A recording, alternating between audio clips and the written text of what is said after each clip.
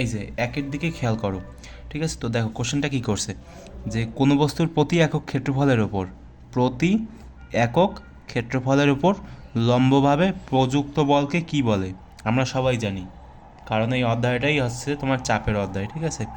তো দেখো সূত্রটা কি, যে পি সমান সমান হচ্ছে তোমার এফ বাই এ। তো তোমরা কি এই সূত্রটা বুঝতে পারো? এখানে কি বলছে বলো তো, যে কোনো বস্তুর প্রতি একক ক্ষেত্রফলের ওপর লম্বভাবে প্রযুক্ত বলকে কি বলে? ঠিক আছে, তো মনে করো যে এটার যে ক্ষেত্রফল সেটা হচ্ছে মূলত এদিকে 1 মিটার, এই যে এটা এদিকে 1 মিটার, এদিকে 1 মিটার, এদিকে 1 মিটার, এদিকে 1 মিটার, তো সব দিকে 1 মিটার করে। তো এর ওপর মনে করো যে 1 নিউটন বল প্রয়োগ করা হলো। তো সেটা আর কি এরকমভাবে বোঝাচ্ছে এখানে, ঠিক আছে, যে কোনো বস্তুর প্রতি একক ক্ষেত্রফলের ওপর লম্বভাবে প্রযুক্ত বলকে চাপ বলে, ঠিক আছে? তো পি হচ্ছে তোমার চাপ।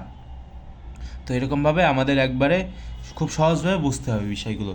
তো এগুলো কিন্তু তোমাদের জ্ঞানমূলকেও আসতে পারে, এমন না যে তোমরা মানে একবারে কি বলবো, যে একবারে সাধারণ ভেবে এগুলো ছেড়ে দিও না, ঠিক আছে?